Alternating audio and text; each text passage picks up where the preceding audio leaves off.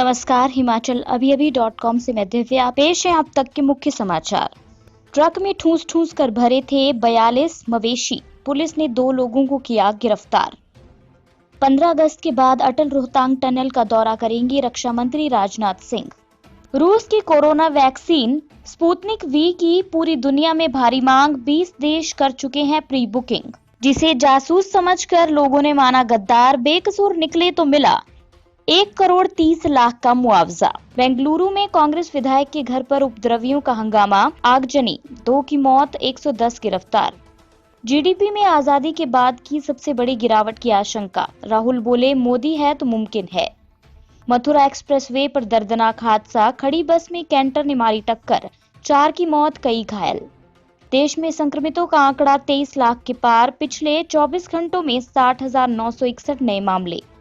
जम्मू कश्मीर के पुलवामा में सुरक्षा बलों और आतंकियों के बीच मुठभेड़, जवान शहीद, 1 आतंकी ढेर। बॉलीवुड एक्टर संजय दत्त को हुआ फेफड़ों का कैंसर, इलाज के लिए जाएंगे अमेरिका। अब समाचार विस्तार से। आपके स्वास्थ्य का प्रहरी श्री बालाजी हॉस्पिटल, कांगड़ा, हिमाचल। ऊना पुलिस ने रात को मवेशियों से लदा एक डबल डेकर ट्रक जब्त किया है। इस ट्रक में से 44 मवेशी भी बरामद किए गए हैं। ये सभी मवेशी राजपुरा ले जाए जा रहे थे। पुलिस ने पशु क्रूरता अधिनियम के तहत मामला दर्ज कर जांच शुरू कर दी है। पुलिस जानकारी के मुताबिक श्री कृष्ण जन्माष्टमी की रात ऊना के मुख्य बहडाला के समीप पुलिस टीम ने गुप्त सूचना के आधार पर ट्रक को जांच के लिए रोका। इस ट्रक में भैंसों को ठूस ठूस कर भरा गया था। इसमें 14 भैंसें थी और ऊपर वाली छत पर 6 भैंसें व 22 छोटे कट्टे भरे हुए थे। इस तरह से ट्रक में कुल 42 मवेशी भरे गए थे। पुलिस ने इन मवेशियों को लेकर जा रहे 2 लोगों को गिरफ्तार किया है। पुलिस ने दोनों के खिलाफ पशु क्रूरता अधिनियम के तहत केस दर्ज कर जांच शुरू कर दी है। एएसपी विनोद धीमान ने कहा कि पुलिस ने केस दर्ज कर जांच शुरू कर दी है। आरोपियों से पूछताछ की जा रही है। सामरिक महत्व की अटल रोहतांग टनल का उद्घाटन सितंबर माह में होना है। इससे पहले रक्षा मंत्री राजनाथ सिंह टनल का निरीक्षण करेंगे। रक्षा मंत्री 15 अगस्त के बाद कभी भी मनाली आ सकते हैं, अभी तिथि तय नहीं है। 8.8 किलोमीटर लंबी अटल रोहतांग टनल के उद्घाटन को लेकर रक्षा मंत्रालय गंभीर है। टनल का उद्घाटन पीएम नरेंद्र मोदी करेंगे। सीमा सड़क संगठन इसकी तैयारियों में जुट गया है। भारत और चीन सीमा पर चल रहे विवाद को लेकर रक्षा मंत्रालय सीमावर्ती इलाकों की सड़कों और टनल के निर्माण को लेकर गंभीरता दिखा रहा है। इन दिनों टनल के भीतर का कार्य तेजी से चल रहा है। पिछले माह रक्षा मंत्रालय के संयुक्त सचिव और डीजी बीआरओ टनल का निरीक्षण कर चुके हैं। उन्होंने निर्माण कार्य की प्रगति रिपोर्ट के साथ टनल के साउथ पोर्टल से लेकर नॉर्थ पोर्टल तक का जायजा भी लिया था। कोरोना वायरस मरीजों के लिए बनाई गई रूस की वैक्सीन की दुनिया भर में भारी मांग हो रही है। रूस के स्वास्थ्य मंत्री मिखाइल मुराशको ने दावा किया है कि 20 देशों ने वैक्सीन स्पुतनिक वी के लिए प्री ऑर्डर कर दिया है। उन्होंने बताया कि दुनिया के 20 देशों ने वैक्सीन की करोड़ों डोज खरीदने में रुचि दिखाई है। रूसी डायरेक्टर इन्वेस्टमेंट फंड वैक्सीन को बड़ी मात्रा में बनाने और विदेशों में प्रमोट करने में निवेश कर रहा है। रूसी वैक्सीन से संबंधित वेबसाइट ने दावा करते हुए उन देशों के नामों को बताया है जिन्होंने स्पुतनिक वी को खरीदने में इच्छा जताई है। इसमें भारत, सऊदी अरब, इंडोनेशिया, फिलीपींस, ब्राजील, मैक्सिको आदि देश शामिल हैं। वेबसाइट का कहना है कि साल 2020 के अंत तक 20 करोड़ कोरोना वैक्सीन के उत्पादन की योजना है। इसमें 3 करोड़ डोज रूस खुद के लिए रखेगा। केरल सरकार ने मंगलवार को भारतीय अंतरिक्ष अनुसंधान संगठन इसरो के पूर्व वैज्ञानिक नंबी नारायणन को 2.5 दशक पुराने जासूसी मामले के निपटारे के लिए 1,30,00,000 रुपए का अतिरिक्त मुआवजा दिया। राज्य पुलिस ने उन्हें इस मामले में फंसाया था। बता दें कि पिछले साल दिसंबर महीने में केरल मंत्रिमंडल ने पूर्व इसरो वैज्ञानिक को 1,30,00,000 रुपए का मुआवजा देने की मंजूरी दे दी थी। 79 वर्षीय नारायणन द्वारा तिरुवनंतपुरम में सत्र न्यायालय में 2018 में सुप्रीम कोर्ट के आदेश के बाद मामला दर्ज किया गया था। शीर्ष अदालत ने अपने आदेश में कहा था कि इस मामले में उनकी गिरफ्तारी अनावश्यक थी और उन्हें फंसाया गया था। इसके साथ ही सुप्रीम कोर्ट ने पूर्व वैज्ञानिक को 50 लाख रुपए की अंतरिम राशि देने का आदेश दिया था। सुप्रीम कोर्ट ने यह भी माना था कि नारायणन इससे ज्यादा के हकदार हैं और वे उचित मुआवजे के लिए निचली अदालत जा सकते हैं।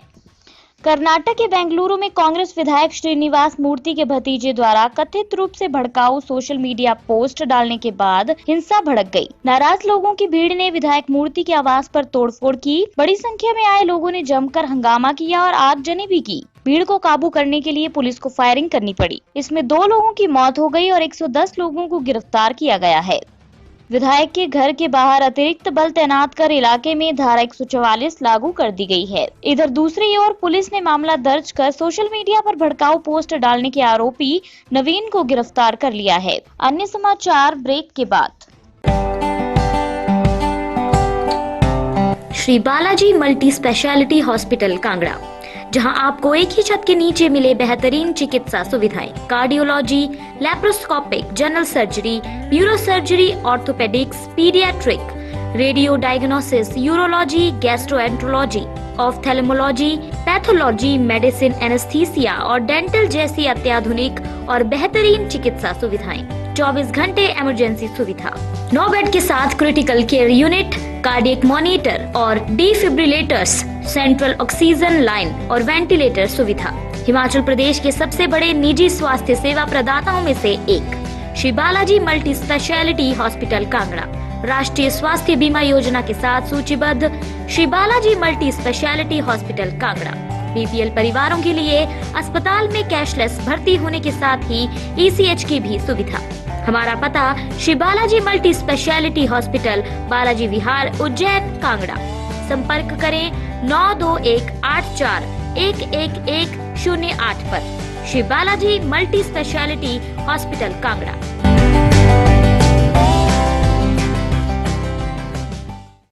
कोरोना वायरस के कारण पैदा हुए संकट का असर सबसे अधिक अर्थव्यवस्था पर पड़ा है। इन्फोसिस के को फाउंडर एन नारायण मूर्ति ने आशंका जताई है कि इस बार आजादी के बाद की सबसे बड़ी गिरावट जीडीपी में दिखेगी। इसी बयान के सहारे अब कांग्रेस नेता राहुल गांधी ने पीएम नरेंद्र मोदी पर निशाना साधा है। राहुल ने इस बयान को साझा करते हुए लिखा, मोदी है तो मुमकिन है। दरअसल कोरोना काल से पहले ही भारत की जीडीपी में गिरावट देखने को मिल रही थी, जिसके बाद लॉकडाउन के कारण इसमें और भी झटका लग गया। दुनिया की कई एजेंसियों ने भारत की जीडीपी में 9% तक की गिरावट की बात कही थी। इसी बीच अब नारायण मूर्ति का बयान सामने आया है। उन्होंने कहा, अर्थव्यवस्था को जल्द से जल्द पटरी पर लाना चाहिए। इस बार सकल घरेलू उत्पाद में आजादी के बाद की सबसे बड़ी गिरावट दिख सकती है। उत्तर प्रदेश के मथुरा जिले में बुधवार को दर्दनाक हादसा हो गया। हादसे में 4 लोगों की मौत हो गई, जबकि 8 लोग घायल हुए हैं। घायलों को अस्पताल में भर्ती कराया गया है। पुलिस ने शवों को कब्जे में लेकर पोस्टमार्टम के लिए भेज दिया है और जांच शुरू कर दी है। घटना मथुरा के जमुना पार थाना इलाके में बुधवार सुबह करीब 7:15 बजे एक्सप्रेस वे के 105 माइलस्टोन पर हुआ। यहाँ खड़ी बस में कैंटर ने पीछे से टक्कर मार दी, जिससे 4 लोगों की मौत हो गई। मरने वालों में 3 बस के यात्री थे। ये सभी बस के पीछे खड़े होकर दातुन कर रहे थे, जबकि एक कैंटर चालक की मौत हुई है। हादसे में 8 लोग घायल हुए हैं। घायलों को अस्पताल में भर्ती कराया गया है। बताया जा रहा है कि बस का तेल खत्म हो गया था, इसलिए बस सड़क किनारे खड़ी थी। देश में कोरोना वायरस संक्रमण के मामलों में तेजी लगातार जारी है। बुधवार को फिर एक दिन में संक्रमित मरीजों का आंकड़ा 60,000 को पार कर गया। बुधवार को 60,961 नए मामले सामने आए। ये 5वां दिन है जब 60,000 से ज्यादा नए मामले सामने आए हैं। वहीं संक्रमित मरीजों का आंकड़ा 23,29,000 के पार पहुंच गया है। लेकिन अच्छी बात ये है कि संक्रमण से स्वस्थ होने वाले लोगों की संख्या 16 लाख के पार पहुंच गई है और जांच में तेजी आई है। बुधवार सुबह अद्यतन किए गए आंकड़ों के अनुसार पिछले 24 घंटे में 834 लोगों की मौत होने से मृतकों की संख्या बढ़कर 46,091 हो गई है। देश में संक्रमण के मामले बढ़कर 23,29,638 हो गए हैं, जिनमें से 6,43,948 लोगों का उपचार चल रहा है और 16,39,599 लोग उपचार के बाद इस बीमारी से उबर चुके हैं। संक्रमण के कुल मामलों में विदेशी नागरिक भी शामिल हैं।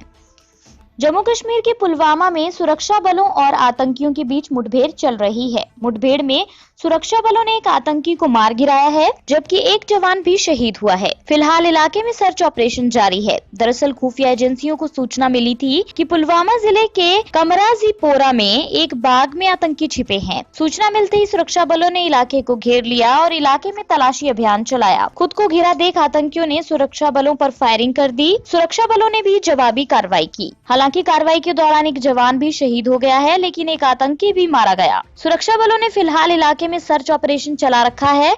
घटनास्थल से AK-47 ग्रेनेड के साथ ही अन्य आपत्तिजनक सामान भी बरामद हुआ है, जिन्हें पुलिस ने कब्जे में ले लिया है।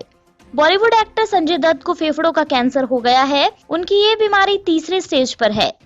जानकारी के मुताबिक संजय दत्त इसके इलाज के लिए अमेरिका जाएंगे।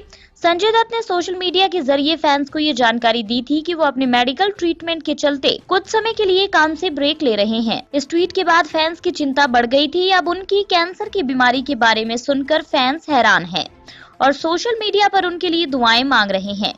फिल्म समीक्षक कोमल नहाटा ने संजय दत्त को लेकर ट्वीट किया है, जिसमें उन्होंने लंग कैंसर होने की पुष्टि की है। उधर KRK बॉक्स ऑफिस ने भी कैंसर होने की खबर देते हुए बताया कि वे इलाज के लिए सिंगापुर जाएंगे। इसी के साथ ये बुलेटिन यहीं समाप्त होता है। अगला रेडियो बुलेटिन सुनिए शाम 7:30 बजे। तब तक के लिए नमस्कार। आपके स्वास्थ्य का प्रहरी श्री बालाजी हॉस्पिटल, कांगड़ा, हिमाचल।